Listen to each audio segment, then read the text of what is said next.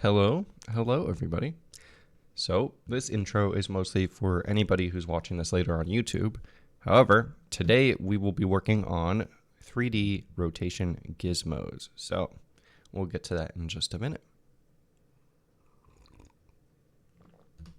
So to start with, I've been working for quite a bit on cleaning up other gizmos and stuff. And I just noticed one other piece that we're going to have to fix and everything. But there's been quite a few challenges with getting these gizmos just to work right at all, which I would not have expected. And hey, Voxorifs, how's it going? Good to see you. So basically, you can see, first of all, that rotation was very weird.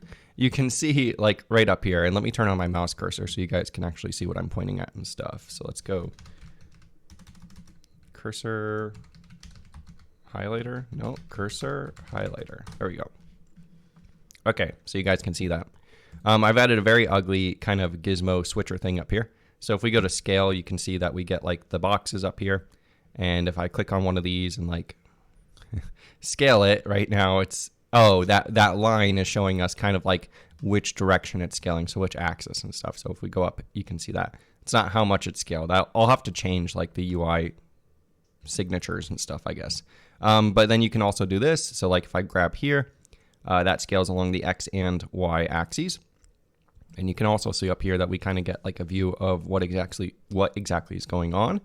And we have the same thing for translate, right? So if we do this, we can translate and grab it and kind of move around and stuff. And we have the same ability except with hotkeys. So I support Blender style hotkeys. If I press G, it starts moving the object anywhere. If I press G, then X, it locks it to the X axis, Y to the Y axis, Z to the Z axis, which you can see is changing over here, but it's not changing the actual object because this is not 3D. But if we have a 3D object like this cube, I go ahead and actually select it. So I got to fix some selection stuff. We do G, then Z. You can see we move this along the Z axis. Another cool thing is if we do G and then like Shift X, it locks it to every axis except the X axis. So for instance, if we wanted to grab like this plane, this is every axis except for the Z axis. So I could do G, Shift Z, and that moves it along those planes. And then you can escape to cancel these things. So yeah. And Voxorifs, I feel like 2D objects should exist in the 3D world for parallax and other things. Yes, that is a very good point, Voxorifs. Thank you for bringing that up. That's one of the other things I want to do very quickly. So you'll notice this cube is always behind stuff. It's not actually in the 3D world because it's not part of the 3D render pass. So one of the things I want to do is switch everything to be part of the 3D render pipeline, which shouldn't be too difficult. I just have to remove some of the 2D stuff, which will be nice because then we can move the 2D objects along that Z-plane. And like you said, Voxorifs, we'll get parallax, we'll get correct depth sorting. It'll be very cool. So that's something else I want to do very quickly, which shouldn't take too long, hopefully. What I want to get work started on now is rotation. So if we go to rotate, we've got nothing, but that's fine. We'll fix it soon. Famous last words, yeah. Hopefully it should be pretty easy. I already have Z index or Z position specified with all objects. Like you can see it's attached to this 2D object, so it shouldn't be too much of a problem, but you know, we'll see. For scaling too, by the way, we also have hotkeys. So if I press S, that switches to scale mode. I should probably turn off the drawing of the gizmos when we're scaling, or at least draw the scaling gizmos because that probably makes more sense, but it's the same concept and everything. And then one other thing. So switching between perspective and parallax, all right, perspective and orthographic, right? So if I go here and this is perspective mode and I switch to orthographic mode, there were some challenges. I, for the longest time, could not figure out how to shoot rays out. So for this, I'm doing ray casting to determine whether you're hitting one of these gizmos. And it was just beyond me how I could get gizmos to shoot out, or rays to shoot out in perspective and orthographic modes. And so eventually I found out, and if we press dot, we kind of get reset to a normal view here. I finally found out if we go into our camera.cpp, I was trying to treat the projections the same.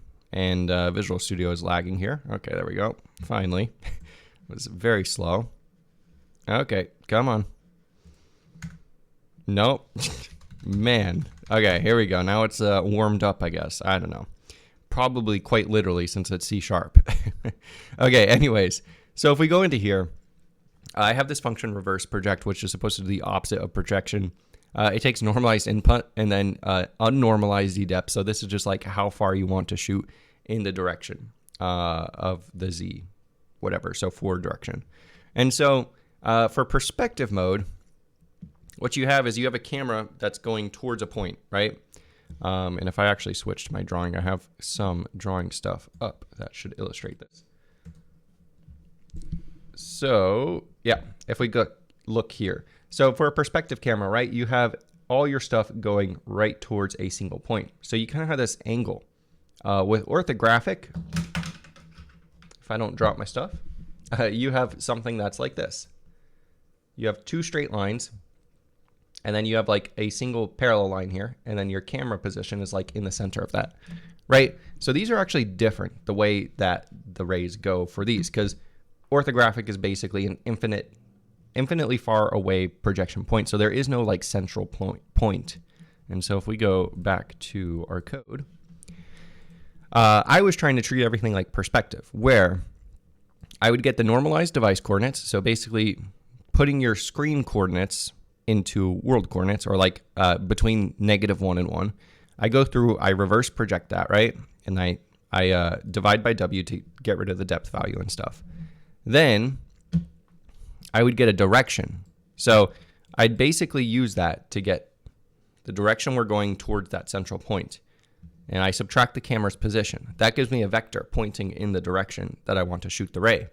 And to figure out what the ray actually looks like, I just add this position plus the direction times the Z depth, and that gives me the point at this point, right? So this Z depth at this normalized input. But for orthographic projection, we have to do something a little different. We just reverse project, and then we just return that point, which is kind of weird, but this doesn't work properly for some reason with perspective projection, because something weird happens with the Z depth. That's all I can say. I don't know exactly what goes wrong, but something weird happens, and this works for ortho, but it does not work for perspective. And it took me forever to finally get it working right. But now it seems to work right, which is kind of nice. So you'll see that we can actually zoom in, zoom out, and if I switch, the view is pretty much the same too, which is cool. So if I like go here, right, we're zoomed out and I'm looking over here and then switch to perspective, we get pretty much the same view. So they're kind of kept in sync and everything, which is very cool. And it makes it nice to just do stuff. And then last thing I'll talk about is something very simple. So if we actually look at this stair, and you'll notice as I kind of go and I am parallel with this axis, it disappears. And so it fades out. I need to do the same thing for these little planes, because if we're in perspective mode, you'll see you can still see them. And we essentially just want those to be disappeared as well. Not a real word, but yeah. And so it does the same thing on all axes.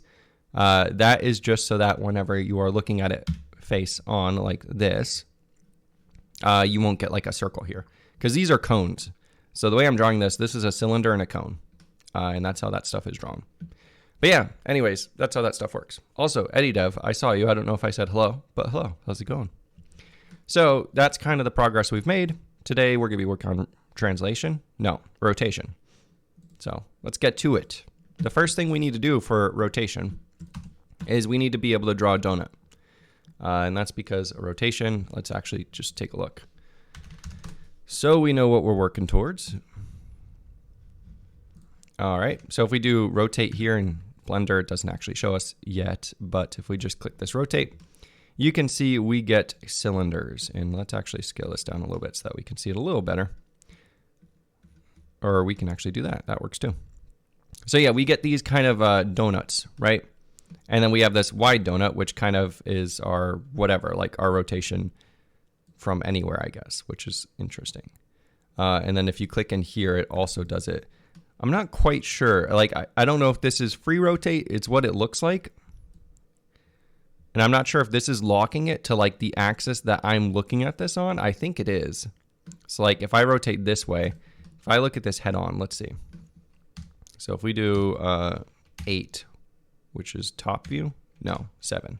There we go. So if we do this and we rotate using this guy, we just rotated along that axis. Okay, so I think this circle is like the axis that I'm viewing this at, and that's the rotation. And then you can also rotate it along the x-axis, the y-axis, and the z-axis, which you'll notice are flipped. So my y-axis is actually up and down. Blender's is depth. So I flipped those because I think it just makes more sense. But anyways, to draw these, we need these donuts.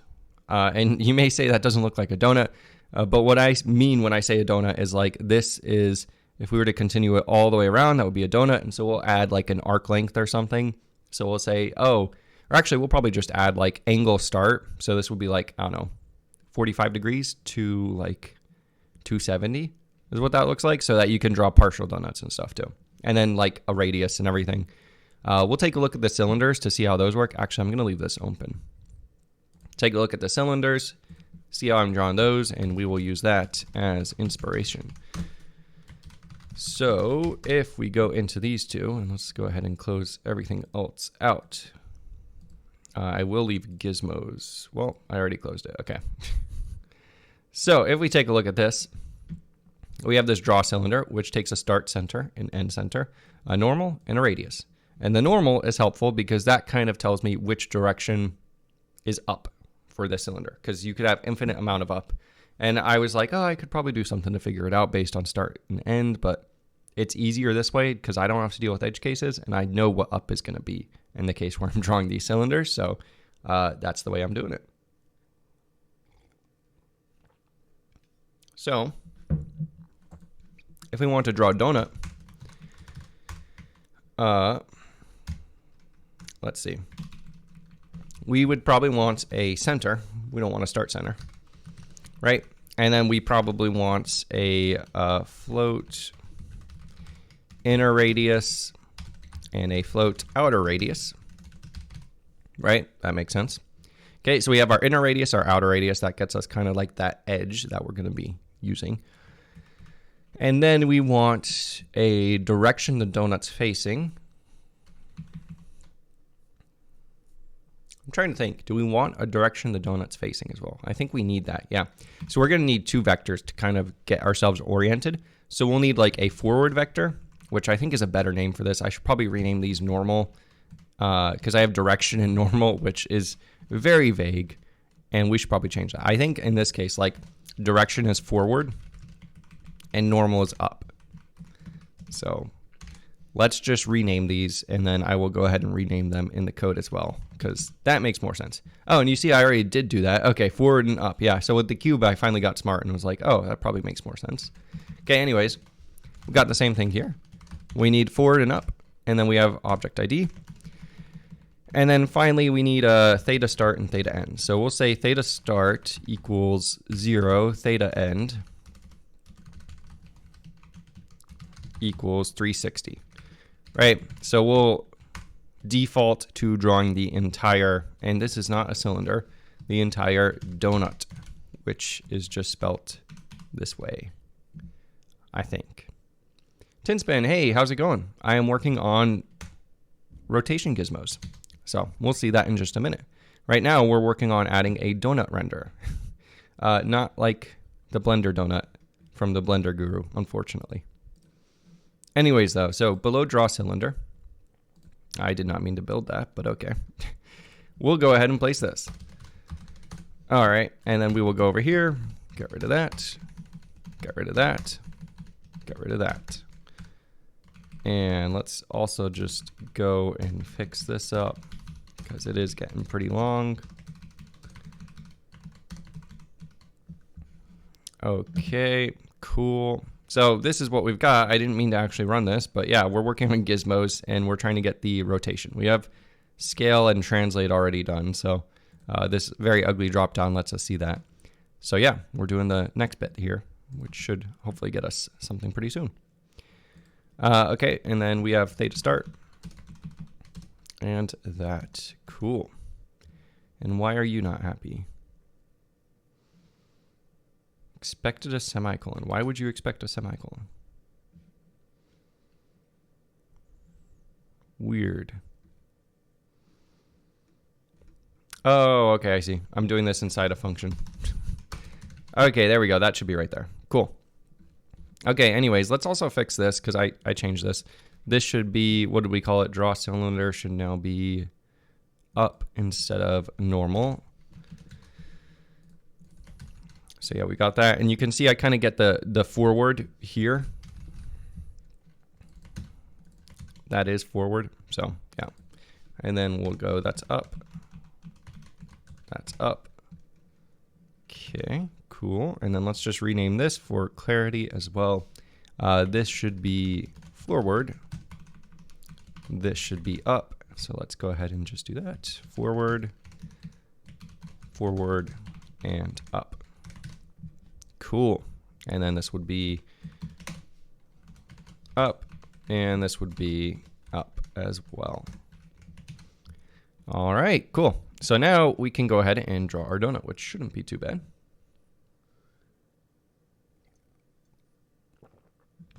By the way, did I see this handheld? RG353M. I installed HL1 on it yesterday. Such a cool and open device. First Linux with OpenGL ES3. I don't think I have seen this.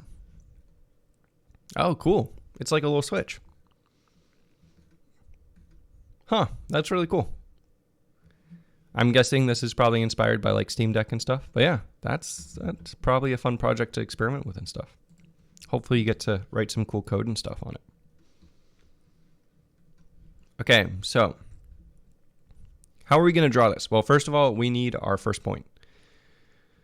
And our first point is going to be from theta start, right? So essentially what we need is like an x and y, right? So we can do x equals cosine theta, and I'm actually going to just use GLM cosine. GLM radians theta start, right?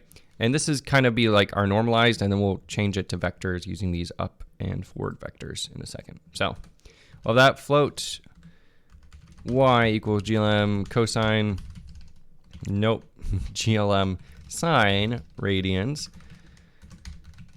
theta end. Okay, so we've got that, right? We have x, y, and then we want to say something like vec3 start. I don't know. We'll do this in the loop. Okay. So for the loop, let's see what kind of, okay, I use 16 points for the circle here. I'm going to do the same thing here, since that seems to work well. We might make that like parameterizable, I guess, if that's a work in the future if we want to, but yeah.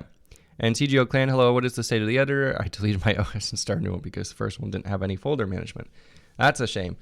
State of the editor, we'll find out in a second, but hopefully looking pretty good. Right now we're trying to draw a donut.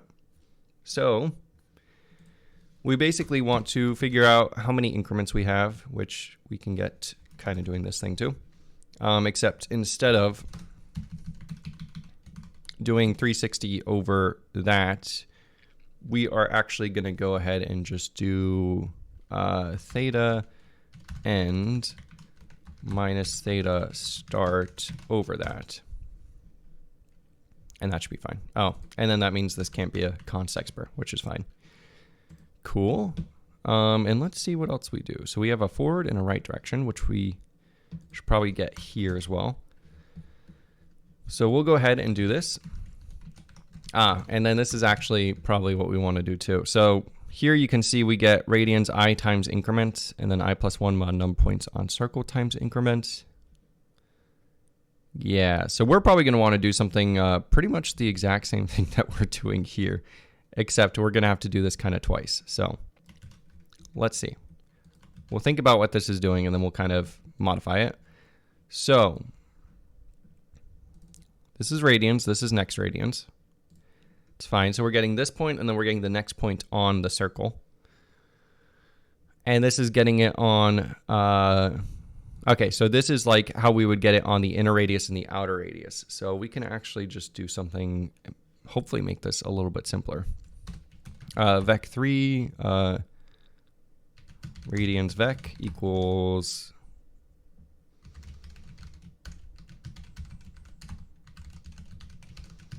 we'll do that, and then that, which should hopefully make this a little bit simpler.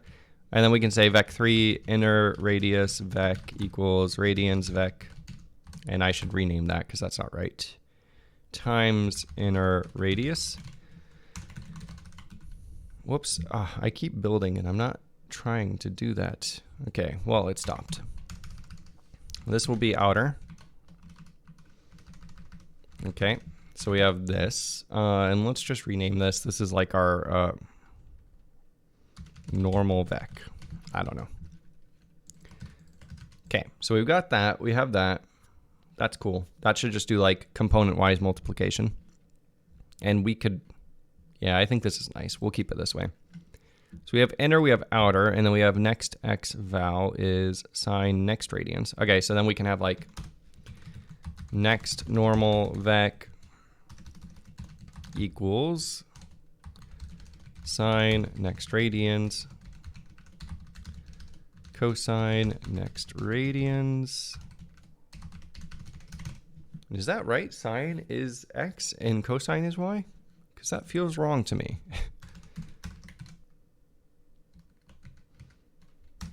I don't know if that's right. I don't know. We'll see. So inner radius, I guess this would be next inner radius equals next normal vec times, right? And then we have next outer. Okay, cool. So we have these two. So basically what we've done here is, right, we have the point that we're currently iterating on. We have the next point in the unit circle. That's what this is. And then we have these here. And we have that for our inner radius and our outer radius. So we have kind of both of those points.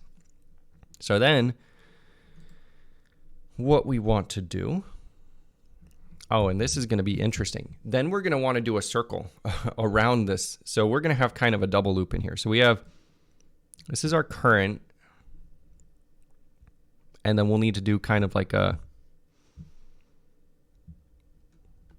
yeah, let's draw this out because this is going to need to be drawn out a little bit. So switch to drawing, and we're going to go ahead and open up a new page.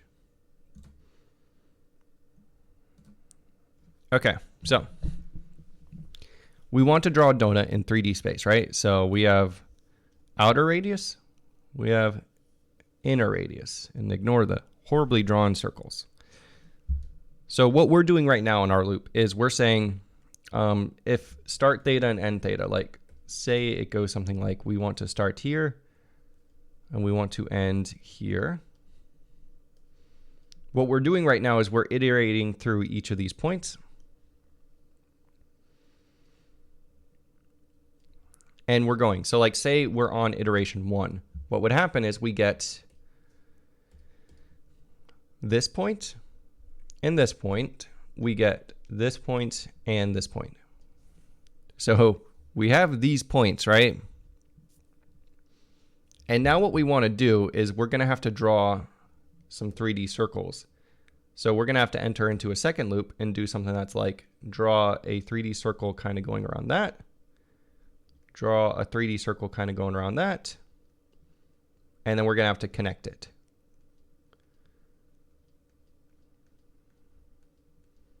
Right? So we're going to do that, and then we'll go all the way around to the end of our loop, and it should connect each point, and then we'll be done. And we'll also have to do some magic to make sure we don't end up with a closed face. So we'll have to like do something where we have a point in the center, and then this will go around and actually fill in that gap so that this is closed off. Okay, so what's happening. In this first loop right now, we're just doing these inner circles and these outer circles. And we have the blue dots. Now we want to create the orange dots, which is the next bit. So now that we have these, let's go ahead and create the 3D circle part, right? And to do that, what do we want to do? We want to do something similar to this. Yeah, okay, cool. So this is still good. This is actually very good. Ooh, and yeah, this is still good. I'm trying to think of what the best way to do this is going to be. So we're going to have this inner offset, which is going to be the right direction times the inner radius vec.x plus that times y, which should get us the inner offset in 3D space. And then we're going to have next inner offset, which is going to be this times, or actually we should change this. This is going to be this outer offset, which is going to be radius.x. And then that's going to be that.y. Okay, so we have this inner offset, this outer offset. So this is just translating those points into 3D space according to the vectors we were given. So nothing too special going on there. We also want to do the same thing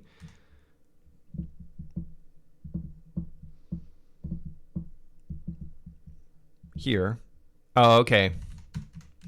I see what's going on. So then the next bit here is like basically going through and actually adding those to the center so we get it in world space. Okay, so that's kind of like the final step, I think. The next thing we probably want to do is say next inner offset. I believe, yeah, that's what we want to do. Is the right direction times the, and actually, I'm trying to think if this is the right call. Yeah, I think this is the right call. Times the next inner radius dot x. Yeah, that sounds right. Okay. Plus up times next inner radius dot y. Okay, and then we're gonna have the next outer offset, which is gonna be this, followed by outer. Same thing there. Okay, so now we have those points in 3D space, which is good. Now what we want to do, we don't care about this stuff quite yet. And I don't think we actually care about this stuff either right now. Now what we want to do is we want to create a circle going from here to here, create a circle going from here to here. Those are our directions, okay? So now this is going to be our const, I guess we'll call this vec3 cylinder direction. So these are kind of like our cylinder start and our cylinder end centers is what these are. Yeah, I think that makes sense. Okay, and we'll also have to get the cylinder forward direction, okay, which is going to be interesting. Well, now I'm trying to think about this. We could probably switch this up, right? So we have draw cylinder here. And I don't think this actually draws, it does not. It doesn't actually fill in the back or the front of the cylinder. So you actually have like an open cylinder here is what this is doing, which is actually kind of perfect. We should add a parameter in here or something eventually so you can actually close it if you want, but this is probably perfect for our case. So we can abstract this further, and instead of doing kind of this complicated stuff, we can make this a little bit simpler. And we can just say float center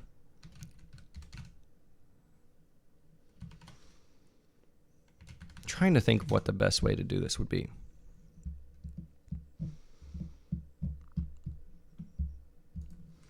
We could say something like vec3 this center equals the in-between point of inner offset and outer offset. This outer offset minus this inner offset plus center, right? Because we have to add like the center of the donut itself. So we'll do that. And we'll say this is our next center, okay?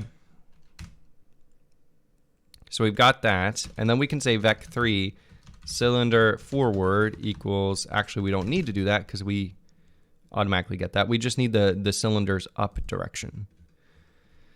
So what direction is up according to the cylinder? The direction that's up according to the cylinder is probably going to be outer offset minus inner offset.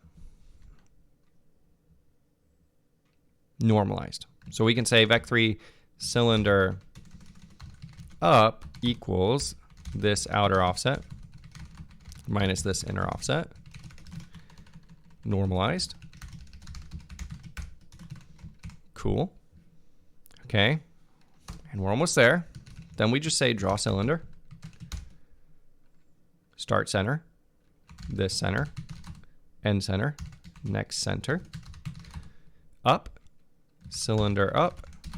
Radius. What is the radius? The radius is outer radius minus inner radius. OBJ ID. We pass that through just in case, because I'm going to eventually use all this stuff for picking and everything, which I don't have right now. And that should be it, I think. Cool. Do we ever use right direction? We do. Do we ever use this? We do. Do we use this? We do. Okay. Sweet. Okay. I think that should do it. We'll see. But I think that should do it. And the way I've been testing this stuff is we'll go into gizmos.cpp, and there's a render function somewhere in here. Let's go find it. Actually, I just missed it. Yeah, right here. So we'll just kind of throw something in here. We'll say draw donut. Let's do center is vec3, 3, 3, 3. Inner radius is going to be 1. Outer radius is 2. Forward is vec3 forward. I know I have these too. Vector 3 forward. Yeah, I had to name it something different because namespace stuff and everything. But anyways, vector 3 up is going to be our up. And then theta start, we'll just leave it alone. So this should be a full donut drawn at here. And we can add a color to it too as well, just by going render push color FF 0000. So it's going to be a ugly red hex. Actually, we could do something better. We'll do a colors primary 3. Okay, and then render pop color. So this should be like a blue color. That's at least kind of nice. Let's see what happens.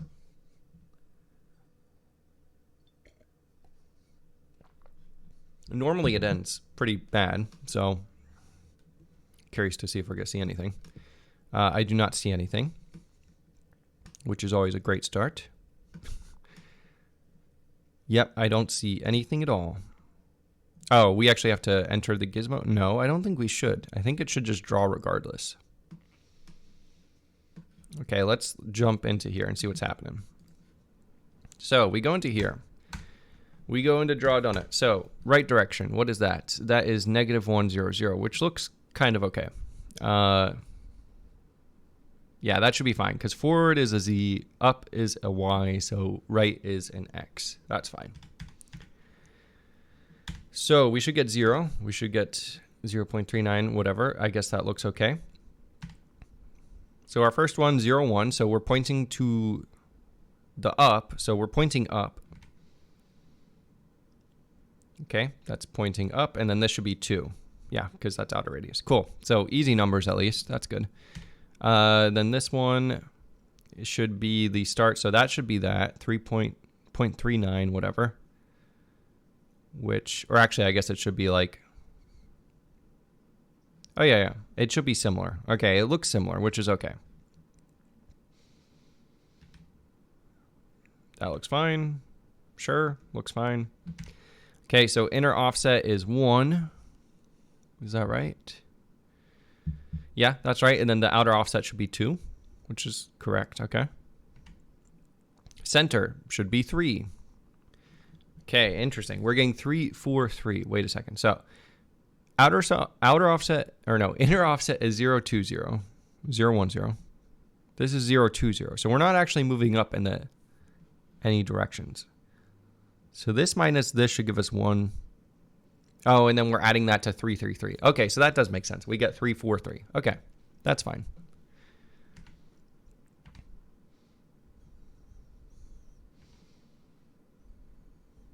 Oh, that would be why. Okay, I'm stupid. Next outer offset, next inner offset. Let's try this one more time. I was like, we got the exact same stuff. How's it going, Joe Mega? Good to see you. Okay, so let's go ahead and continue. Okay, cool. So we got something. It's not the right thing, but at least we got something. What's interesting? It's cool. I'm trying to see. So I think the cylinders are almost correct, except they're not joining at the edges. So that's one thing. And then the second thing is the radii is going all the way to the center, which is not cool. Oh, and that should be a simple fix. Okay. So that one, it's because I'm doing this. This should be outer radius minus inner radius, which is actually the circumference over 2, which should give us a radius. Okay. Let's try that at least. And that should fix part of this.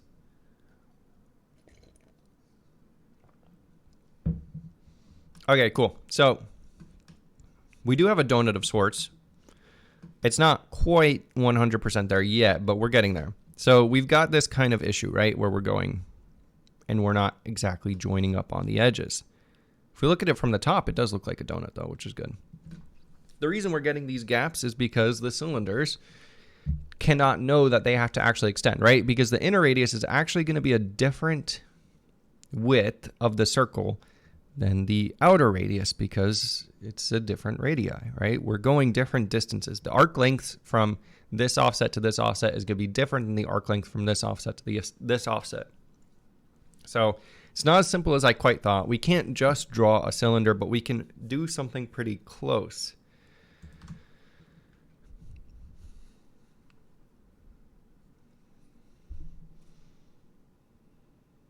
Yeah, so basically what we're going to have to do is we're actually going to have to do this part manually. So we're going to unroll this loop and do it ourselves. And this is going to have to be calculated differently every time, I think. So let's think.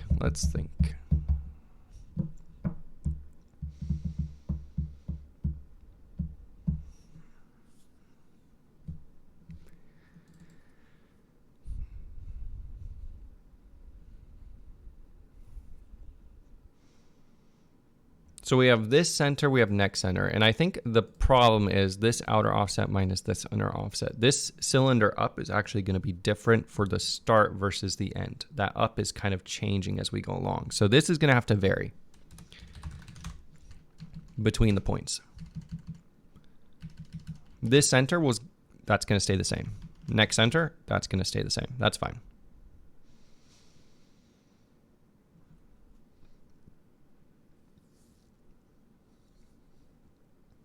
At least I think it is. This might actually not be completely fine either. Yeah, actually, okay. So, yeah, I think the easiest way is actually we're going to get rid of this. So, okay.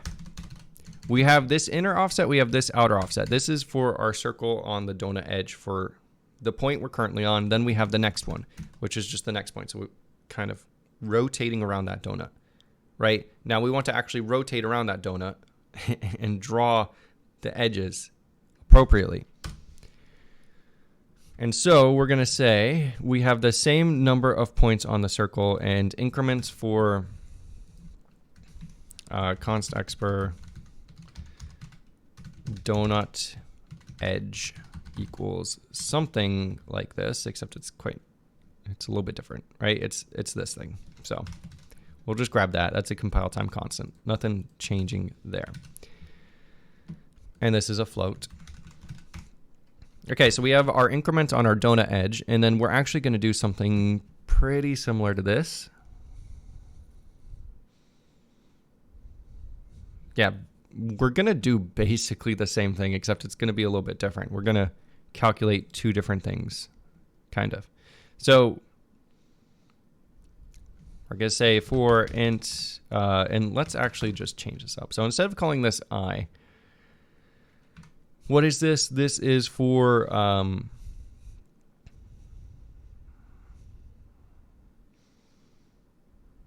this is for like the donut edge. Okay, so donut edge I, okay, is what we're gonna call that. Just so that our naming conventions are a little bit clearer and hopefully makes this a little bit more readable in the future for me. And then for this one, we're gonna have for int donut radius, or I guess donut circle. I don't know what we call this. Donut curvature. I is always the best. It is sometimes, but in this case, we have two very different things, and I and J just quite doesn't cut it because we do have to kind of differentiate between these two. And they're doing very similar things, which is why I want to make sure they're separate. So this is less than the number of points on the circle. Okay, so that's the same. Donut curvature I plus plus. Okay, so we've got those 16 points too. And then we want basically the same thing here, radians and next radians, except this is going to be different now too.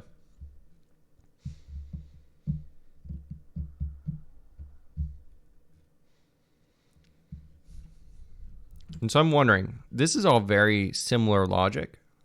Can we abstract some of this into a function? I think we can. Because I'm starting to see some patterns here. Okay. Calculate offset, right? This is kind of something that we're doing in a few different places, and it's basically the same exact stuff. Okay, so we've got this code that we kind of want to abstract away and just return a vector. So radians, we've got float radians, or I guess degrees. So we'll do, this is degrees. Okay. So you got radians, and then we have that. We have a radius. Okay. So we've got that times a radius. Okay. And then we have a normal. Okay. Next normal, which is, we don't actually, do we need this? No, we don't. We're just focusing on this. I'm just trying to abstract some of this stuff so that it's a little bit easier to reason about. Okay. So we have that, normal vec, radius vec, and then we want this thing. And that's what we'll be returning. Okay, so this will be return. And then we want a const vec 3, right 3, up. And then this will just be radius vec. Okay, cool. So we have that calculate offset thing. Let's just add that part and make sure it's all the same. And I probably shouldn't have deleted all of that stuff. It's fine. Yeah, it'll be fine. And then we can use that here and say const vec3, this inner offset equals that. This will take in radius, which is inner radius. Degrees, which is donut edge I times increments. And we'll need to cast that to a float, which I'll do in a second. Right direction, right dir, up. Okay. Cast that to a float. Now we've got that. So this inner offset, and what was this using? This was using inner radius vec. We can get rid of that. It was also using normal vec, which we'll get rid of in a second too. Okay, so outer offset, do something similar.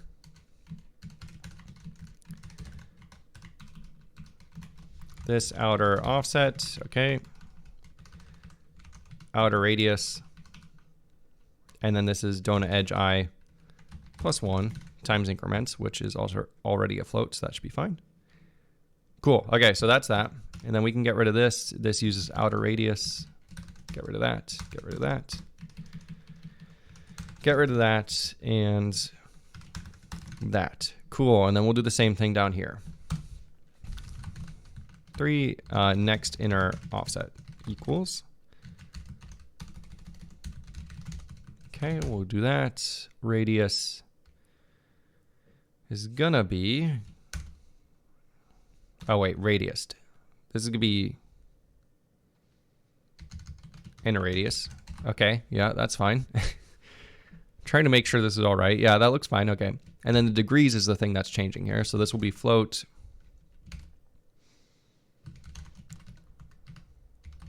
Yeah, I think I messed up the first part. We're going to have to take a look at that again. That times increments. I might abstract that little bit out too in a second. We'll do that. And this. Okay. So this I think is wrong. It should be this. Yeah, this is changing here. This is the same. And then same thing here. Okay. So let's also just abstract these two things out because this will be a little bit easier. This is float.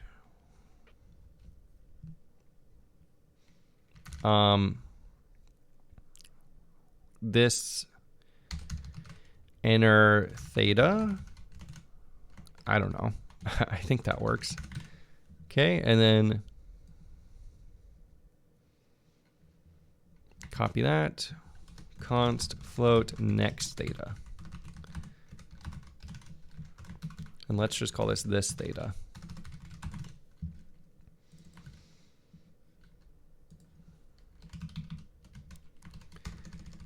Okay, we'll do that and that. Cool. So we got this theta and we have next theta. This is going to use next theta. Okay, we got that. Next outer offset is going to use outer radius and all that stuff. Okay, cool. So we got that. Now we can get rid of this. Cool. Okay. It may not seem like we did a lot there, but we did.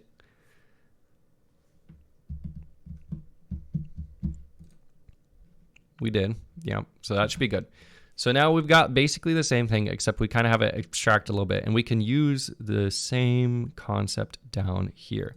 And you can see I already used the wrong terminology here. That should be curvature.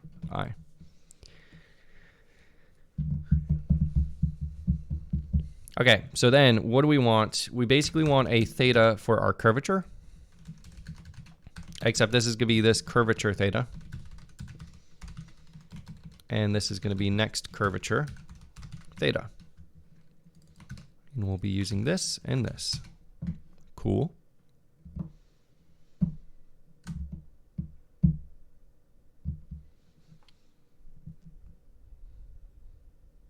And we'll actually have to change this up a little bit too, because this should probably be plus theta start. So to do this is probably wrong. Only works for 0 to 360 degree donut. Okay. We'll work on that after we get the rest of this working though. So you have this curvature theta, we have next curvature theta, which is good. And now what we want is basically to go between this guy, right? So this is one circle, this is another circle, and we want to connect those points going across this circle. Oh man, this is like a lot of stuff, but I think we've got this. I think we're getting closer.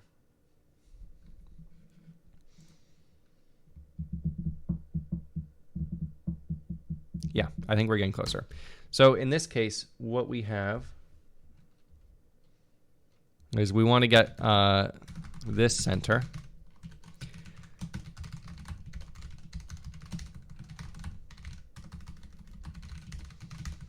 Okay, so that's this center, start center, end center, which is similar to what we did before, I know, but I promise we're getting somewhere. And I have this backwards.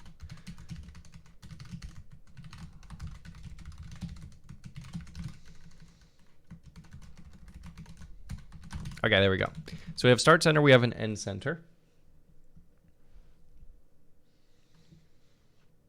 And now we want an end up. So end up direction equals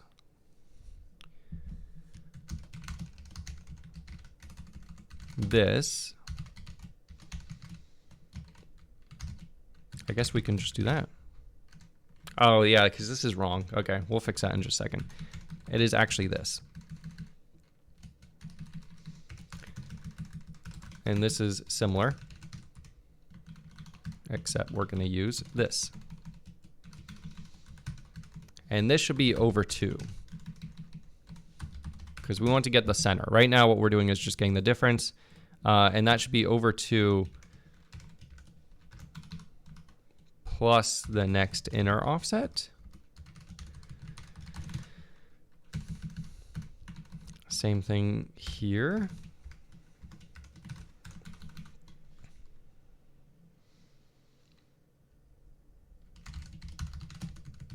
Okay, there we go. So we have a start center, we have an up direction, we have an end center, we have an up direction. Cool. So now let's take a look at our drawing and then we'll go back and forth again. So, right, what we're trying to do is we're trying to draw this circle and we're trying to draw this circle. We have the center point. We have the up direction. And in this case, the up direction is kind of going from here to here. So that's the up direction for here. This is the up direction for here. And they're slightly different. And then the forward direction is going to be from here to here. So outer forward is actually going to be different from inner forward. And once we get those figured out, I think we're good. And the outer distance is actually a little bit different than the inner distance. Yeah, and I think once we get those, we're good. We just need to connect the dots now. Okay. We're getting there. So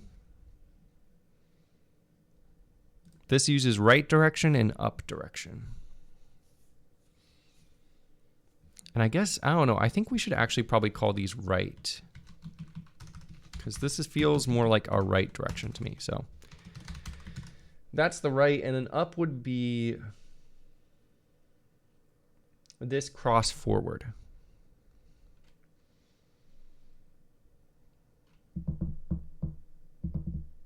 Yeah. And up is actually going to change too. So, oof, okay, man, this is just getting complicated. I'm trying to keep track of all this stuff.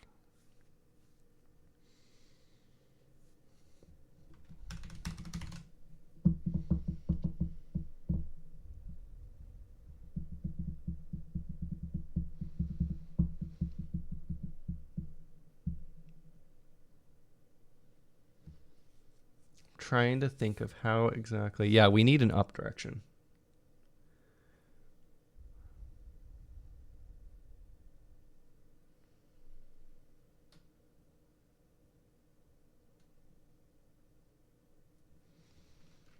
And that's going to change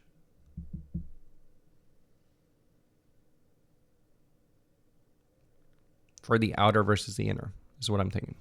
So let's do this. We'll say vec3 outer forward is going to be, we'll do this down here too, because we actually need more stuff here.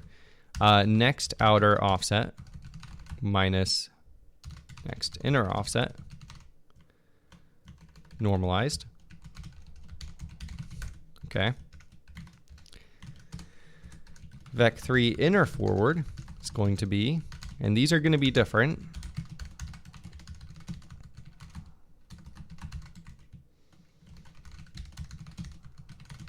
Okay.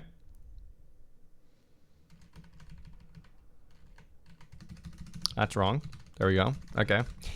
So you got that. We have outer forward, we have inner forward. And now we can calculate like,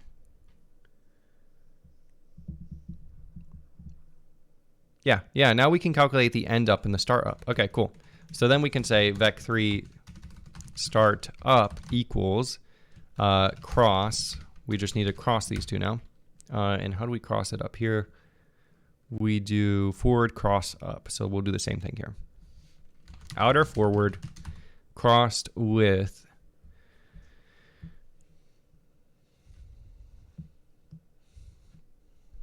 I think the end right direction. Next outer minus next inner.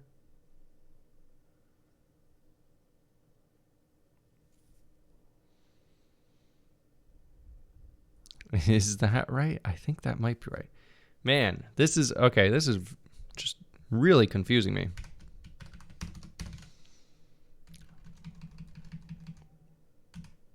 Okay, let's just try and do this. So we're curving around the circle here. This is the curvature circle. It is just too early in the morning for this, I think. And I'm sure I am massively overcomplicating this. For anyone who's just joined, let's do a recap on what we're trying to do. And hopefully that'll help me clear my brain a little bit. Okay, warning is treated as an error. Let's get rid of that. I should really turn that warning off too, but it has been helpful in a couple cases. And so it's annoying that since it's been helpful in a couple cases, I'm like, I don't really want to turn it off, but the warning is it's an unused formal variable. So it's like, oh, this parameter isn't actually used, and then it gets mad.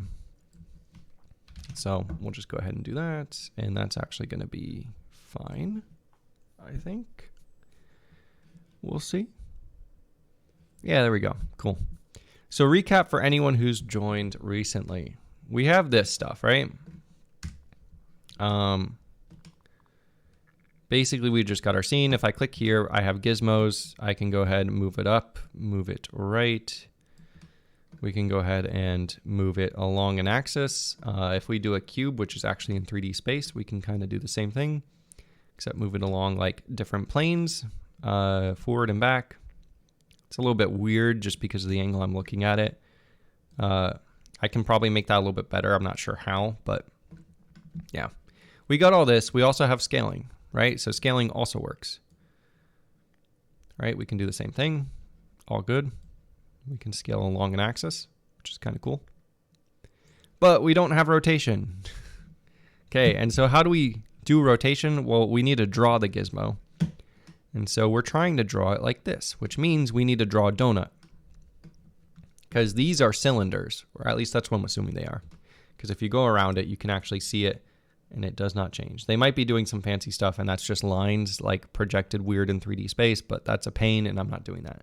So I'm drawing this as a donut, right? Where this is the inner radius, this is the outer radius, and these are cylinders attached to each other that curve around.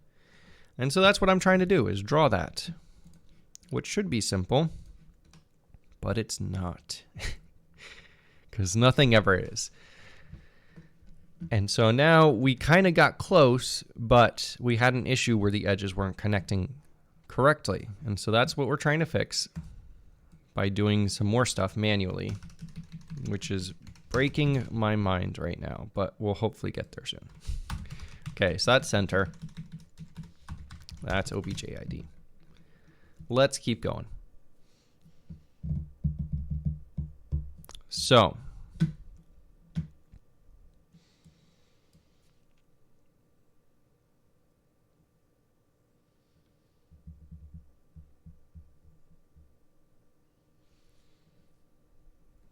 yeah, I'm trying to think. What is the up direction for this? Because I think that's going to change. Like,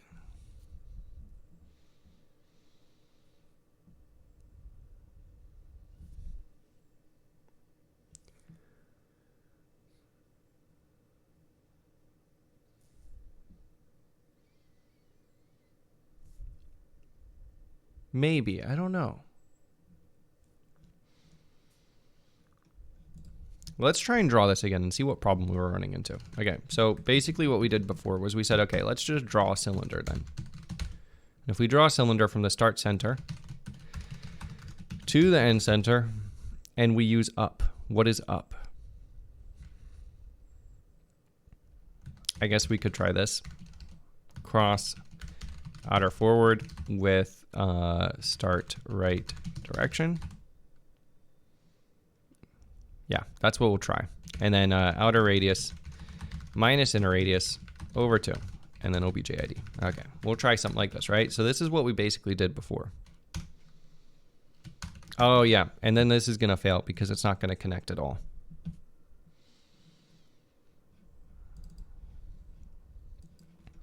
Oh, and we also have to add See, that's what I'm saying. That warning is helpful sometimes, but it's just not helpful most of the time. So let's go.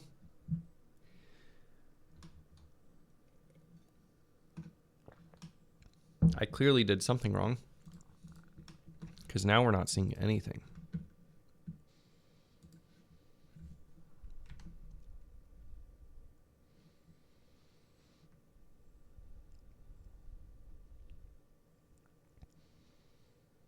Yeah, so that looks right. Start center is 1.5. Right direction is 1.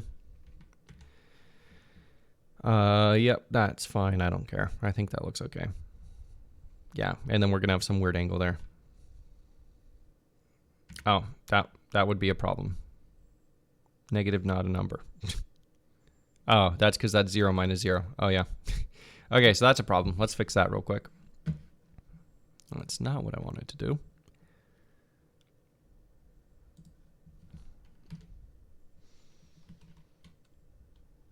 Oh, that should be this, and then next.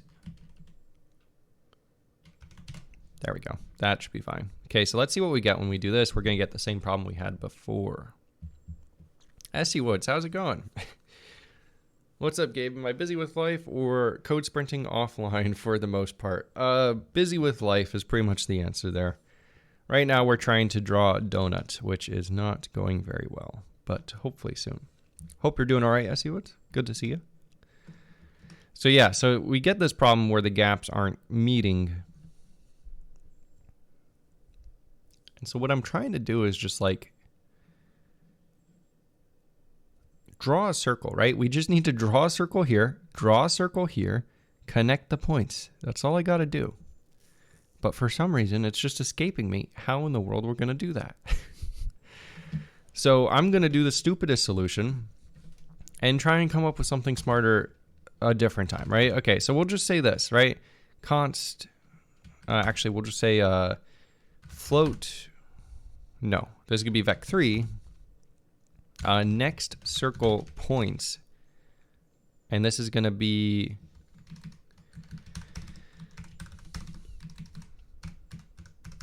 whatever this is, right?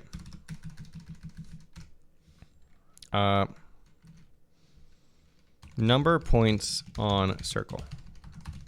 We're going to 0 initialize that, okay? Vec3, this circle points. So basically, like, we're just going to calculate the curvature here. This curvature, circle points. And next curvature, circle points. Okay, so we go around again. We go a second loop here. Let's just focus on this for now, which will hopefully help me out. So we're just going to focus here. How do we figure out each of those points? Well, we need the right direction. We need the up direction. This is the right direction. Wait, no. Let's get rid of all this too. Start center is probably still useful. End center is probably still useful. I'm going to get rid of this. Going to get rid of that too. Okay, so what is the right direction? The right direction is going to be vec3 right, curvature right equals inner, no, this outer minus this inner, normalized. Okay, and then we're just gonna pull this out of the loop because there's no sense recalculating that every iteration. Vec3, what is our up direction now?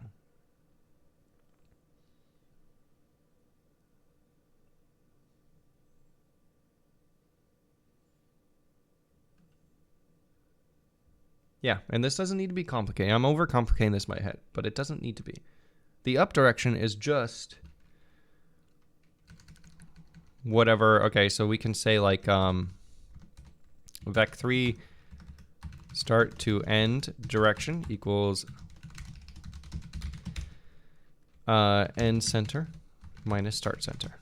Okay, so that's the direction from there to there. And then for up, we can just say we can think of that as forward. Curvature up direction equals CMath cross start to end with right. Okay. So that's how we're going to think of this. Cool. So now if we actually want to iterate around this circle, we can say offset equals calculate offset radius, which is going to be inner radius minus outer radius over 2. So float curvature radius equals inner or outer radius minus inner radius over 2. Okay, so that's going to be curvature radius. Degrees is going to be this curvature theta. Right direction is going to be curvature right and curvature up. Right? It was up for the next one. It was. Cool. And that should get me the current offset. And then we're just going to say this curvature circle points donut curvature I equals offset. Simple. Okay, and we're going to do the same thing for the next points, and then we're just going to connect the dots and hope it works. So we'll do that in just a second. And SE Woods, all good in Norway. That's good. Though my laptop screen melted. Oh man, it is currently in the repair shop. Apparently a monitor refresh rate issue. That is a major refresh rate issue if it melted. Ooh. Hopefully that gets fixed soon. Okay, so we're going to say const float next curvature theta equals float donut. Sorry, excuse me. It's basically going to be this thing.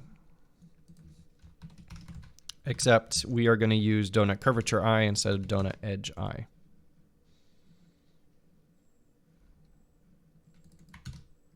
And that should be that. That should be that. Okay, cool. Excuse me. Okay. So then we'll say next offset equals this. Okay, and then we have to figure out the last few things. So this curvature radius is going to be the same. Degrees is going to be next curvature theta. Right direction. Okay, so this right direction is going to be different. So let's just call this this. Oh yeah, we should call both of these this. Okay, so that's that.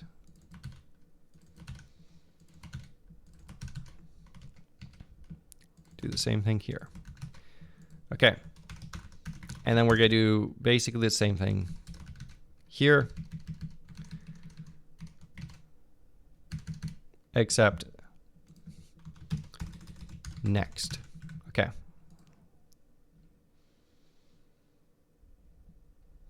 And then this is going to be next, next,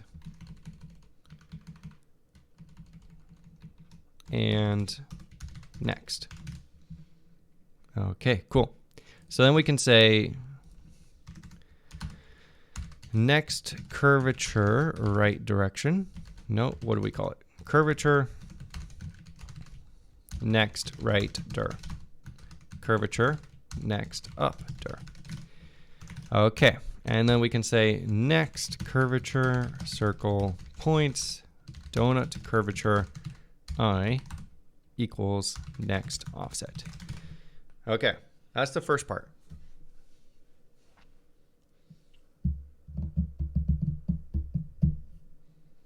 Cool, so now we've got a collection of points. Oh, and this is actually a little bit wrong too. So we actually don't want to do that. We want to use this so that the points are synchronized, right? So now we have two sets of points, both going around the inner circle and the outer circle. So those are the two sets of points, and we have them stored in these arrays. Now that we have them stored in the arrays, we want to connect the points. And so we'll do one more loop, connect the two curvature circles with triangles. We'll say for int, basically the same thing. And we'll combine these loops eventually. I just want to get it working for now. And this is the easiest way for me to conceptualize this. So we get it working, then we make it fast.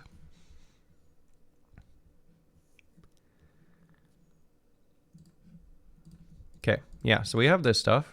That's all good. We basically want to go triangle from one edge to the next edge. So we need 4 points.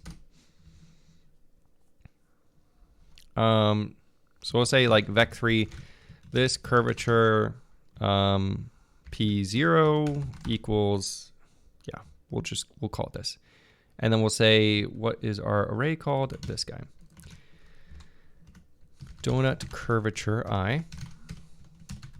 Vec3, this curvature P1 equals, same thing here. And then that plus 1 mod number of points on circle. Okay.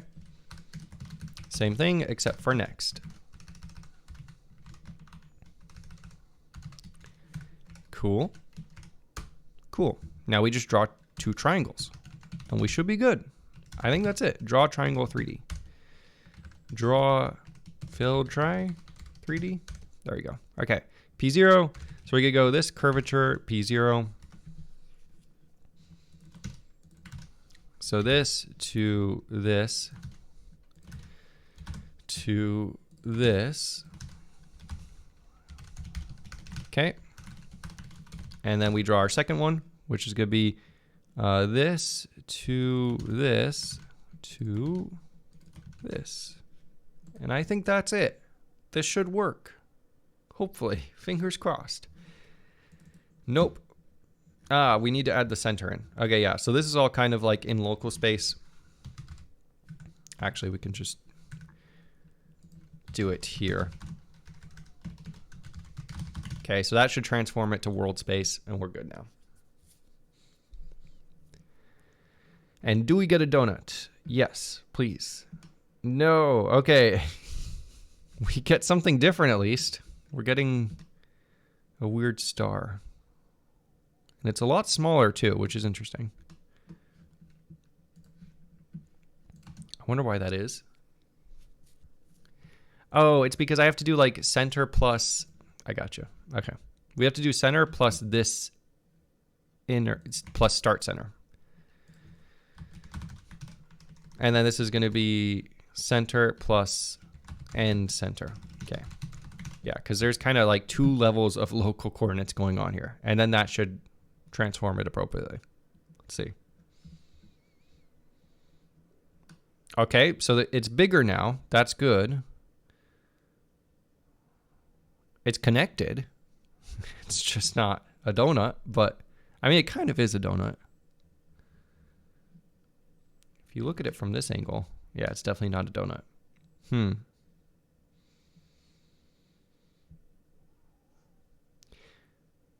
You can see though, okay, actually, so we are getting 1 full circle here.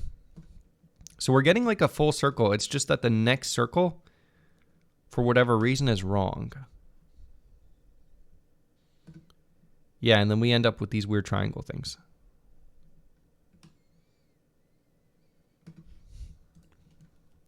Getting closer, at least. SE Woods didn't actually melt. That was just me, lack of better words.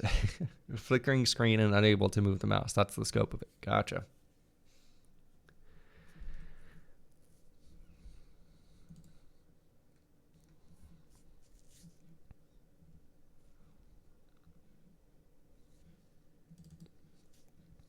So this is actually, let's just rename this first of all. This is curvature theta.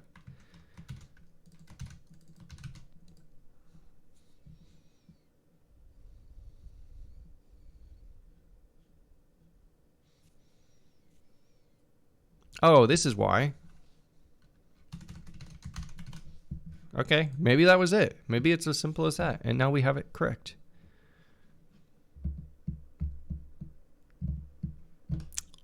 Oh my gosh, look at that. That is a donut.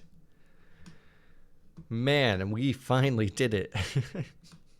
Or I guess if you want to talk in Blender terms, that is a torus? Torus? Yeah. See, we've got that now. It works. Somehow. We did it. After a lot of pain for something that should be relatively simple. Just no shading, but that's fine. I don't want these to be shaded anyways. Okay, cool. In Blender, it's more smooth. Yeah, that's because they have shading. Oh, well, yeah, the edges too. We can fix that actually pretty easily. So theirs is more circular. And if we want to change that, should be as simple as just doing that, and then that should just work, which is nice at least. So we've made it in such a way that like adding extra points and stuff, so more curvature shouldn't be a big deal. Yeah. So now you can see it's more smooth in ours as well. You can still kind of see the edges a little bit there, but it's not bad. I don't think it'll be a problem for us having a little bit lower quality. We'll try like 24. Because the more vertices we add, the more it does take to generate this stuff, which is kind of a problem. I don't know. Yeah. Cool. Okay. So that's finally working. Let's go ahead and commit that. Just so that we have it. So status. That looks fine. Get donut rendering. Very complicated. Just gotta leave that note for myself. Let's go ahead. We've been fixing 3D stuff for several months now. Get in there. We are getting there. Essie Woods, what is the reason for getting donut into this math animator? So we're getting a donut because we're working on gizmos, and in order to draw our rotation gizmo, which is the last one, we need a donut because these are all donuts, these little rings. So that's what we're working on. And now we should be able to draw it. So if I go back to gizmos.cpp, we can actually tweak this a little bit more. If we make this like 1 to 1.1, that should give us a better idea of kind of like what we're looking at here. Ah, of course, yes. Cool. Okay, so yeah, that looks pretty good. Trying to see. I'm trying to make them like similarly sized and stuff. Similarly. I can't speak today. Just so that they look pretty much the same. And I think that's about the same that we've got. In terms of our other gizmos, yeah, it's about the same width and stuff. So I think that's okay. And in terms of the height, yeah, okay, cool. So we've kind of just nailed that. So I guess 1.0 to 1.1 is our scale. Possibly. Wait a second. Let's go back to our default. Okay, that might actually be a little bit big. Let's shrink it down a little. I mean, I don't even need to do that. Okay, let's just go here. So first thing we're going to do, we want to actually render something, at least for donut gizmos. So I have a render function for gizmo state. Yes, here we go. So you can kind of see here, we rendered the gizmo planner movement, subcomponents XY plane, XZ plane, ZY plane, X arrow. Okay, so this is where we kind of do these things. And for rotation, we don't have those planner. We don't have the planes. We just kind of have free rotate and then rotating along a fixed axis. And then we will have one more thing, which is rotating along the camera's view, which is that last one. And I would like to add in these triangles that they add because those are super helpful too. That kind of show you the delta. That's very cool in my opinion. I would like to add that eventually. And that dotted line is also helpful. And it's kind of interesting. It's offset a little bit weird there, but yeah. And Essie Woods, just out of curiosity, could you have just drawn a circle out of lines and then adjusted the line width? Assume you have an explanation why this doesn't work. Yeah, so that is a good question. The reason we don't do that is because as soon as you start rotating in 3D space, it does not fix. And we can actually kind of see that too. If we just add a circle, whoops, let's actually keep that open because I want that to stay open. So we can actually add a circle to our scene and see kind of why that wouldn't work once it finishes. So if I go here, we'll add a circle. And that went there. And we'll add him to this thing.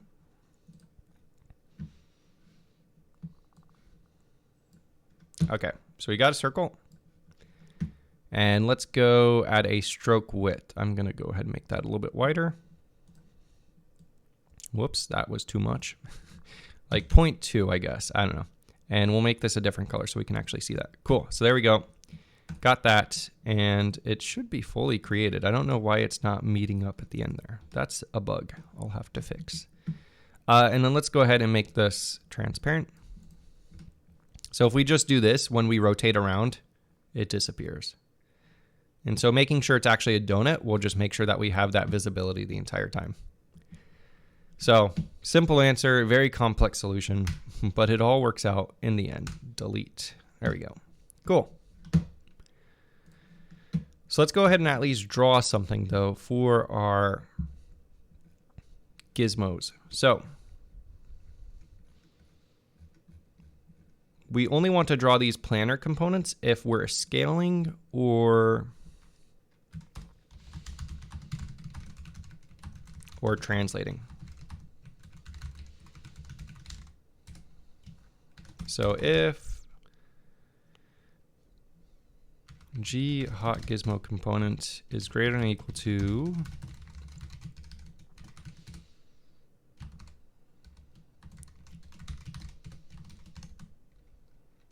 gizmo subcomponent, I think X, I think this is, no, this is not in order. Let's go check. There. So that to that, or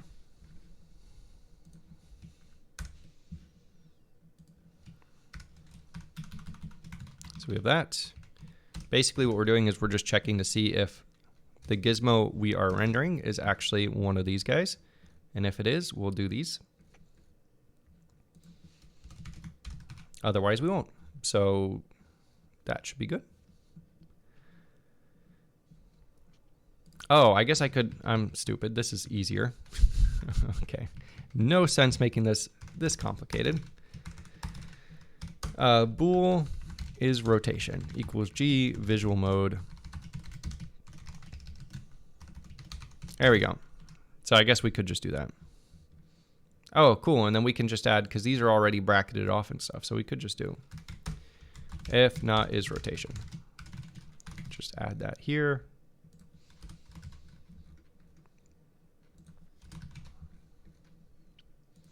Okay, so then we have the translate, right? So we have if it's scale is rotation.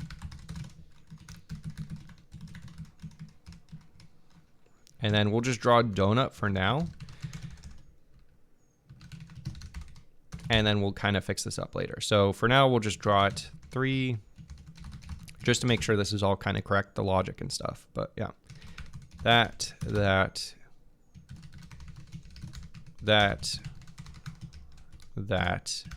Okay, cool. So scale that,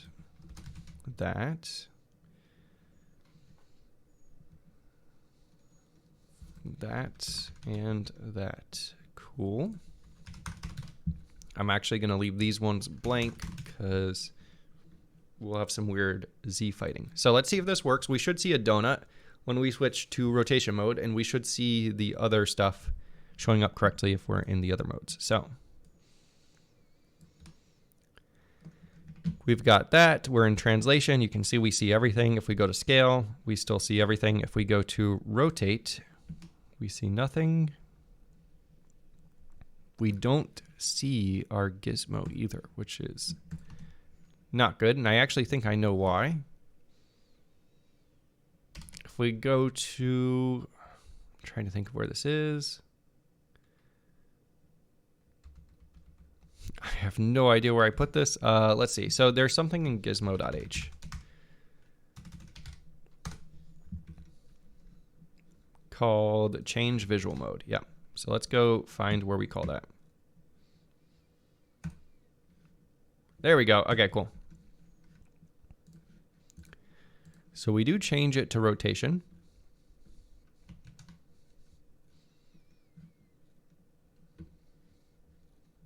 So that should be fine. Do we just not render rotation gizmos? Or do we just not have rotation gizmos working yet? I think we just don't have rotation gizmos working yet, which I guess kind of makes sense. So let's go ahead and we'll add this. Okay, we'll do that. Do that, and we should be kind of good. We're actually gonna not, well, okay, yeah, we can do this. We'll have to change it up a little bit. So let's do const vec3 gizmo position. This stuff is all a little bit weird.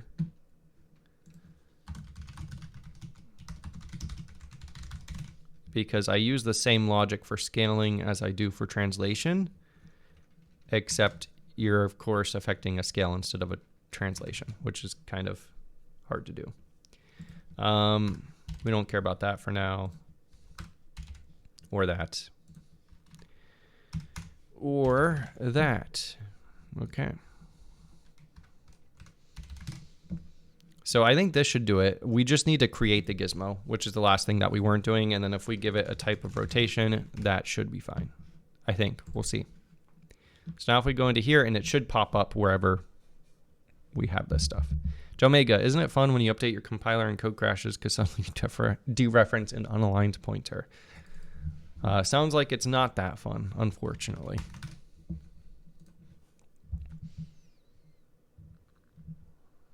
Okay, let's see what we get. So we have this, rotate. We still do not see our gizmo. That's sad. Oh, well, of course. I was never calling it anywhere. Yeah, so we actually have to call it too, which I think this happens in animation CPP. Translate gizmo. Yeah, okay, here we go. Okay, so then we'll just add one more. If rotate gizmo, rotation, start. Yeah, I think that's right. And this is a vec3. Ooh, we're going to have to change that. This is going to have to use quaternions. Is it? Yeah, I think we're going to have to use quaternions here because we're going to have to kind of translate like linear movements to rotations, which is going to be weird, to say the least. But we'll get to there when we get to there. We will not do this, though. So now we should at least see the gizmo pop up, which means we can start drawing it. The logic behind actually rotating stuff is going to be a lot different, and we'll get to that when we get to that. So we go here. Rotate. We still see nothing. That's not good. So now we can actually start debugging though. Let's see what happens when we hit here. So we hit this. We go into here. Gizmo exists. So that means we already have a gizmo that kind of does show stuff. We set the position.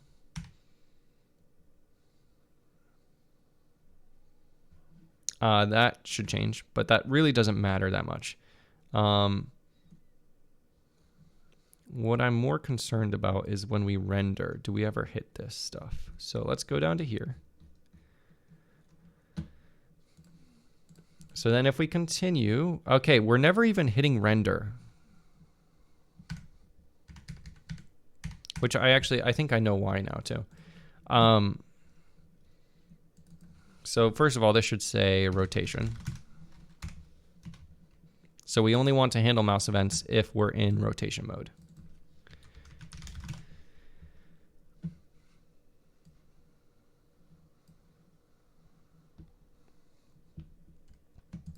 Oh, and that's where, okay, so then this is where we would actually do this. So let's do X rotate to Z rotate. Okay, and then when we call this function, that should tell it to render. So that sets a flag on the gizmo that says to actually render stuff. Oh wait, it's inside the red object? It's too small? Did we actually have a gizmo and I was just not seeing it? Maybe I missed it. Okay, we'll see again. Oh wait, there we go. We actually hit the render function, so that's a good sign too. Oh, well, we're also in translate. There we go. Okay, so I think it was, there might have been like a visual artifact too, which isn't good inside the red object. But yeah, I think what our problem was we just weren't actually calling the appropriate function to set that render flag to true. But here we go. So we've got it. We can at least set it to the appropriate position and stuff too. So if we go down to where we're drawing this guy, we're basically just going to use this position instead, and that should render in the appropriate place. Okay.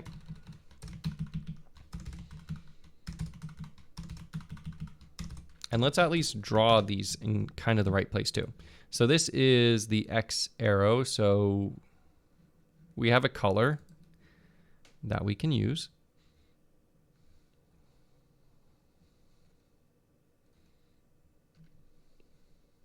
Which I think should get pushed before. I don't know why we wait till here to push it. Oh, because we might have to, okay, yeah, I see now. For now though, what I'll do is I'll just say gizmos, or I mean render, push color, and I might have to do that. And that's in the wrong place. So let's fix this.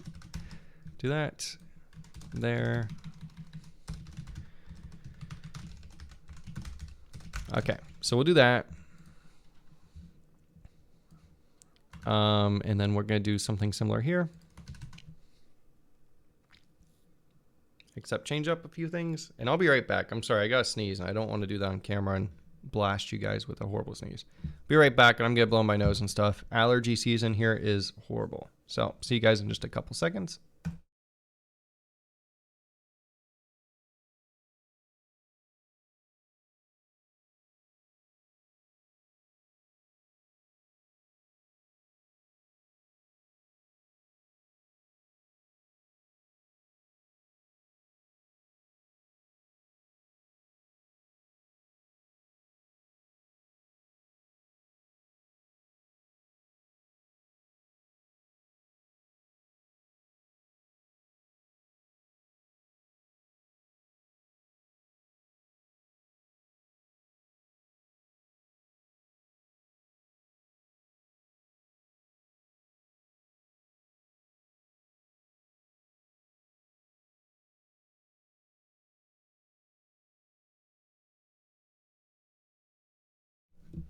Okay, better now. So let's get back to it. We're just drawing 3 different orientation gizmo things for our rotation. So you got that, and then this one should also be pretty similar. And then for our forward and up, I wonder if we can do like this. No, we're gonna have to do some fancy stuff there. Or actually, yeah, we're gonna have to do some fancy stuff because I think this is rotating along the global axes. Yeah, it looks like this is rotating along the global axes. I think you can switch this to local rotation though.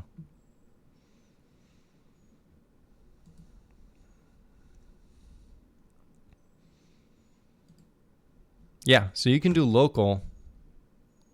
And then look, so now you're rotating around local axes, which is a useful thing, and we'll have to add that at some point. And hopefully it should be pretty easy, but that's for something to think about in the future. I really don't want to think about that now. So for now, we'll just leave it default, which is the global axes here.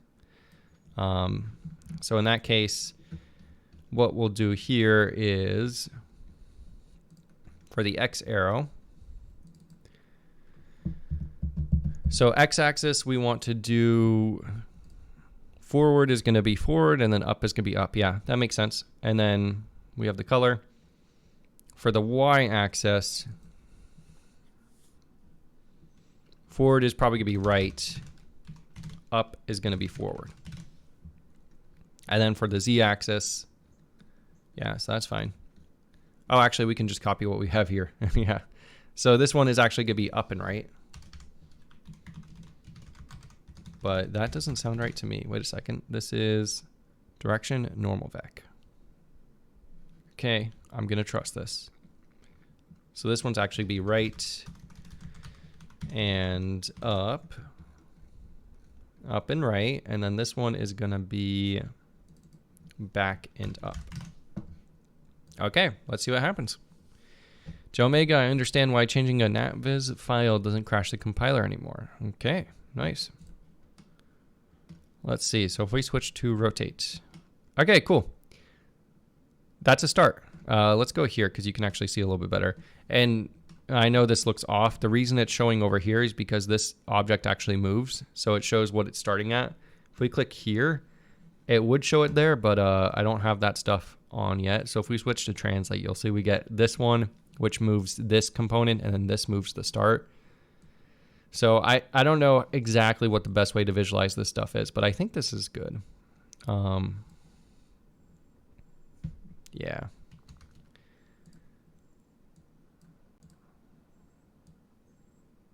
I don't know. I think this is probably a good way to visualize it, but who knows? And then for rotation, since this move to doesn't affect the rotation, it just shows it in this position. And so we might want to use the position that it's at currently for rotation and scale, which we can do actually pretty easily. So if we wanted to fix that, we would just go into here. Instead of using this, we'll just use this, the global position it's at right now. And I think we'll do the same thing here, because that also makes sense. Yeah.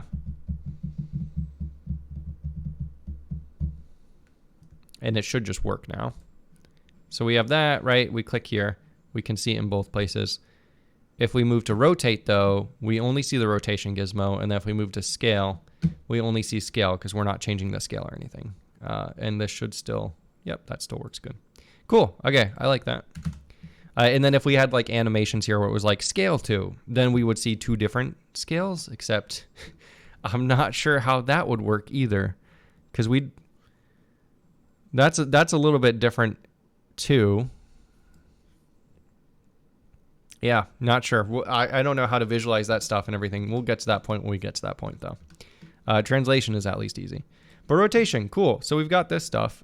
We can actually see our axes there.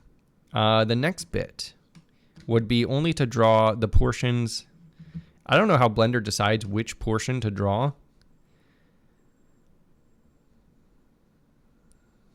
Yeah, you'll notice, oh wow, it actually draws the full thing at points too.